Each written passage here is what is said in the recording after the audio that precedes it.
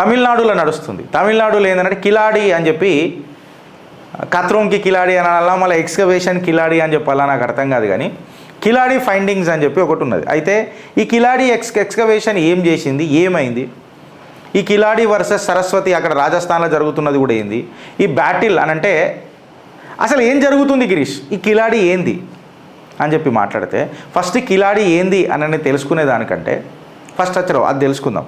కిలాడి ఏందని అంటే ఫ్రెండ్స్, ఒక విలేజ్ ఉన్నది శివగంగా డిస్ట్రిక్ట్ తమిళనాడులో. కిలాడి అని చెప్పి ఒక డిస్ట్రిక్ట్ ఉన్న ఒక ఊరు ఉన్నది తమిళనాడులో, శివగంగా డిస్ట్రిక్ట్లో. ఇక్కడ ఏమైందనంటే పురాతనమైన వస్తువులు దొరికినాయి, ఏన్షియంట్ ఆర్టిఫాక్ట్స్ ఎక్సెట్రా అవి దొరికినాయి. సో దాన్ని ఎక్స్కవేషన్ చేస్తున్నారు. ఎవరు చేస్తున్నారు?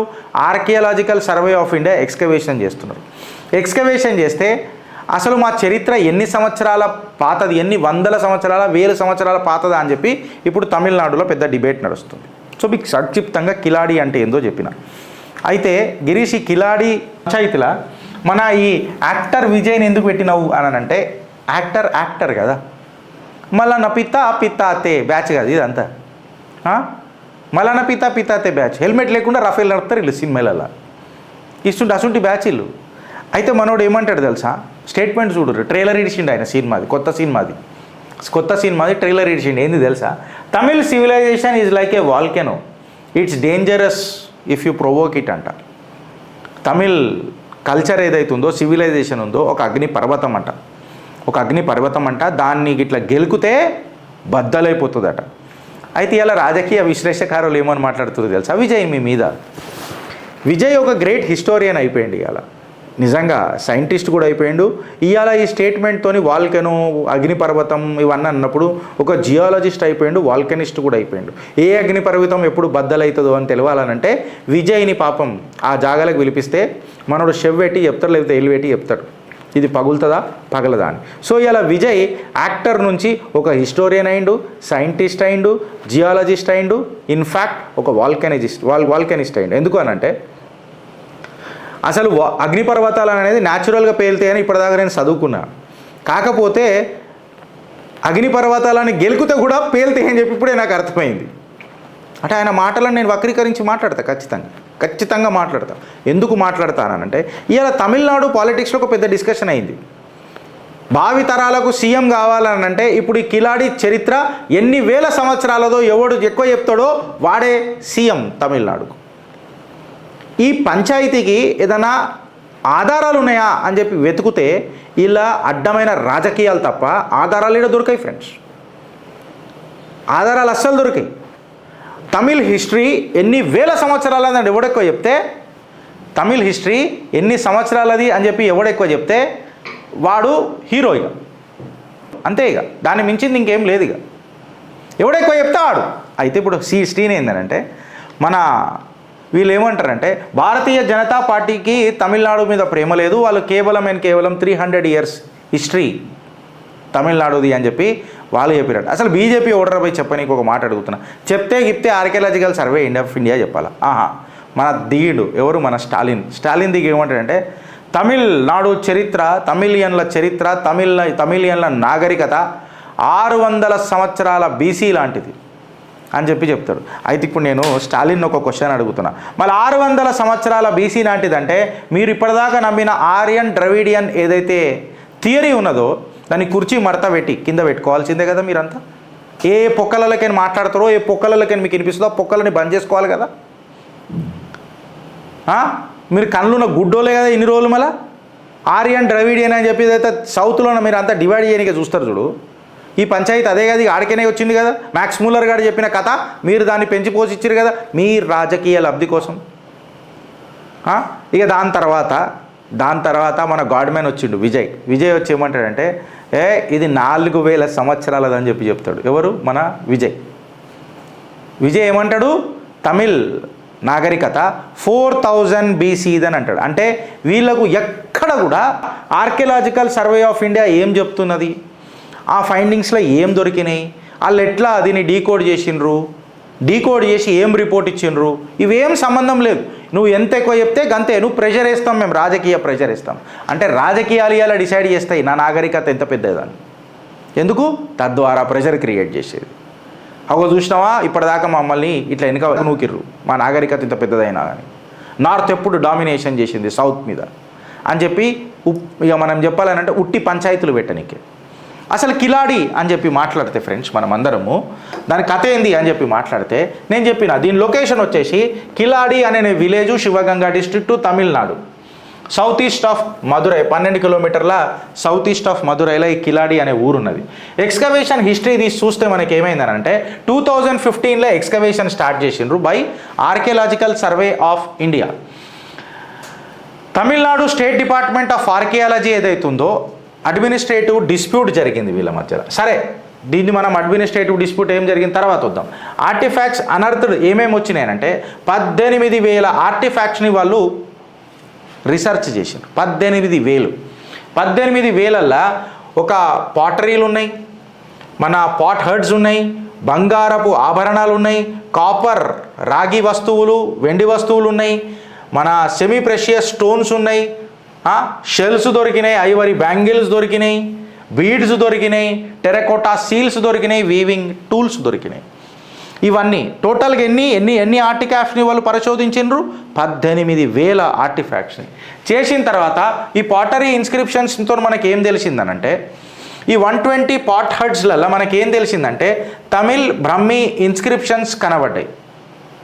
అంటే ఇక్కడ లిటరసీ చాలా గొప్పగా ఉండే, స్క్రిప్ట్ గొప్పగా ఉండే అని చెప్పి తెలిసింది.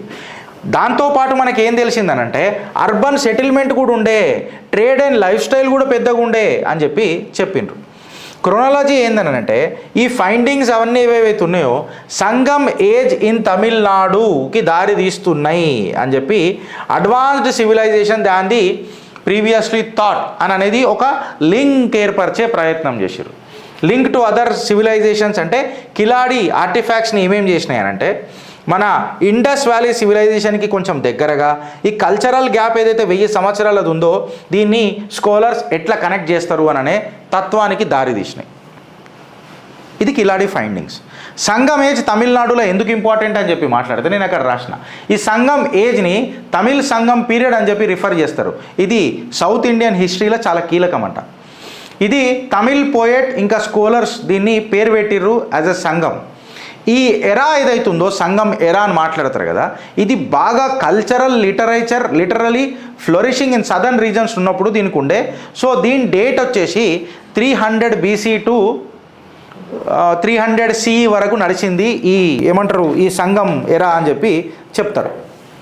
ఇది చెప్తారు. అయితే అసలైన సిసలైన ఏంది అని అంటే అసలు ఇప్పుడు ఇది విజయ్ అన్నట్టు 4000 సంవత్సరాల, లేకపోతే స్టాలిన్ అన్నట్టు 600 సంవత్సరాల, లేకపోతే భారతీయ జనతా పార్టీ దీన్ని కేవలం 300 సంవత్సరాలకే పరిమితం చేస్తుందని ఆరోపణ చేసారు చూడు దానిక. ఇప్పుడు 4000 సంవత్సరాలు ఇప్పుడు విజయ్ కంటే ఎక్కువ ఎవరైతే చెప్తారో వాళ్ళే సీఎం అనమాట తమిళనాడులో. ఎందుకంటే మళ్ళీ తమిళనాడు ప్రజలు చైతన్యవంతులు కాదా? వాళ్ళ ఆధారాలు చూడరా? వీళ్ళు రాజకీయ నాయకులు ఏది మడితే అది మాట్లాడతారా? దీని మీద ఒక చర్చ జరగాలన్నా వద్దా ఫ్రెండ్స్? మన నాగరికత ఇక్కడ తమిళనాడు, తెలంగాణ, ఆంధ్ర, కేరళ పంచాయతీ కాదు, మన భారత నాగరికత అనే తత్వం ఎందుకు వస్తలేదు అని చెప్పి చెప్తున్నా. ఆనాడు వాళ్ళందరూ భారతీయులు కదా. ఇప్పుడు విజయ్ ఒక కొత్త మూవీ కూడా తీస్తున్నాడు, అది లాంచ్ అవుతుందంట 2027లో. ఏందనంటే అందులో ఈ ప్రభుత్వాలు ఇంకా నార్త్ ఇండియా ఇలా మనుషులందరూ కలిసి తమిళనాడు యొక్క నాగరికతను ఏ రకంగా విధ్వంసం చేసి దఫనాంచనిక చూస్తున్నారో ఒక సినిమా తీస్తున్నాడట. దానికి ఒక పంచ్ డైలాగ్ కూడా ఈ ట్రైలర్ రూపంలో ఇప్పటిదాకా మీకు ఫోటో పెట్టినా కదా. Tamil civilization is like a volcano. Tamil నాగరికత ఒక అగ్నిపర్వతం లాంటిది, నువ్వు గెలుకుతే బద్దలవుతుంది. అందుకే అన్న నేను ఇలా యాక్టర్ నుంచి ఏమైండు, హిస్టారియన్ అయిండు, సోషలిస్ట్ అయిండు, జియాలజిస్ట్ అయిండు, వాల్కెనిస్ట్ కూడా అయిండు. అయితే union minister for culture and tourism Gajendra Singh Shekhawat గారు ఏమంటారంటే ఆర్కియాలజికల్ సర్వే ఆఫ్ ఇండియా దీన్ని నిర్ధారించాలా అని చెప్తారు. Further scientific studies are further needed to assess the scenario అని చెప్తారు.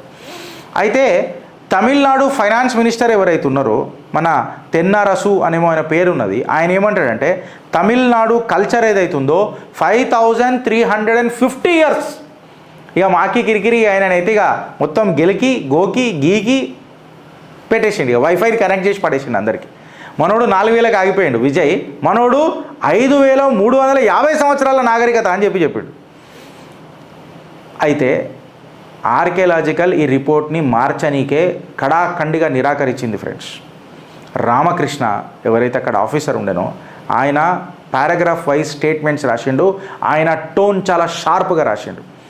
అసలు మీరు ఏఎస్ఐ ఇంటిగ్రిటీని క్వశ్చన్ చేస్తున్నారా, మా నిబద్ధతను క్వశ్చన్ చేస్తున్నారా? ఇప్పుడు ఎట్లుంటుందంటే ఫ్రెండ్స్, నువ్వు సర్జికల్ స్ట్రైక్ చేసినావా అని చెప్పి సైన్యాన్ని అడిగితే ఎంత చండాలంగా ఉంటుంది.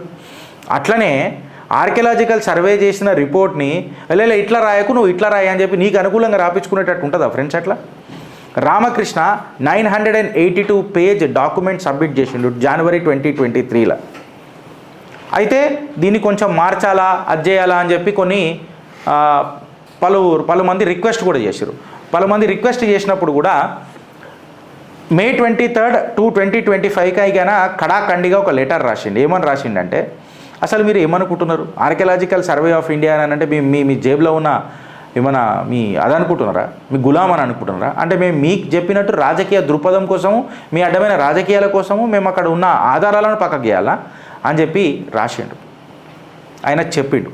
ఇన్ఫ్యాక్ట్ ఈ క్రొనాలజికల్ ఆఫ్ సీక్వెన్సెస్ ఏవైతే కిలాడి సైట్లు ఉన్నాయో ఆయన ఈ 982 పేజ్ డాక్యుమెంట్లో క్లియర్గా ఇన్స్క్రిప్ట్ చేసిండు.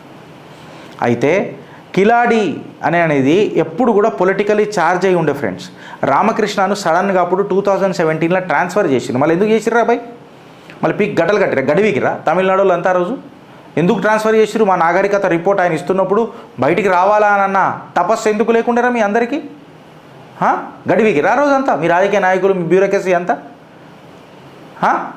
అంటే ఏఎస్ఐ అంటే మీకు అంత కీలుబొమ్మ అయిపోయిందా మీ చేతిలో? ఇట్లాంటి ప్రశ్నలు మనం అడగాలని వద్దా ఫ్రెండ్స్? మిమ్మల్ని అడుగుతున్నా.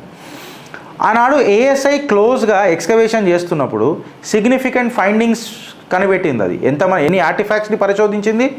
18,000 ఆర్టిఫాక్ట్స్ని. 2017లోనేమో రామకృష్ణ గారిని వీళ్ళు ట్రాన్స్ఫర్ చేసిండ్రు.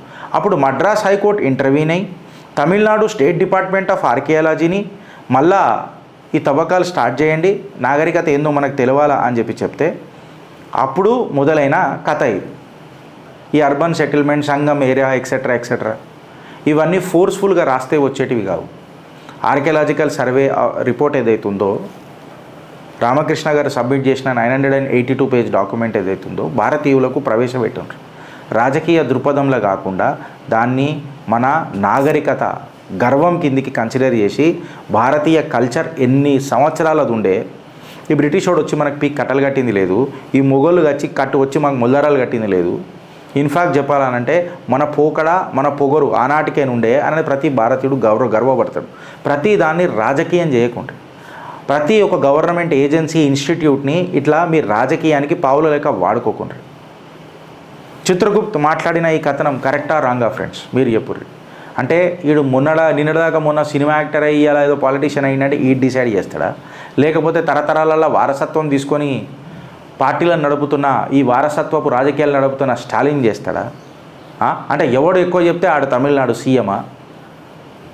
మన నాగరికత అనేది ఇవాళ బ్యాక్డేటెడ్ డేట్లా భారత్కి చరిత్ర లేదా? 1000 సంవత్సరాల సనాతన ధర్మ పొగరు మన రక్తంలో లేదా? ఇలా డిసైడ్ చేసేది. దీనివల్ల మన నాగరికత ఎప్పటికైనా మన నాగరికతనే కదా ఫ్రెండ్స్. దీని మీద మీరు ఏమనుకుంటారో జర కామెంట్ రూపంలో చెప్పురి ఫ్రెండ్స్. నచ్చితే ఒక నలుగురికి షేర్ చేయండి. రాజకీయం మాత్రం ఖచ్చితంగా చేయకూరి భారత్ యొక్క చరిత్ర. భారత్ మాతాకి జై.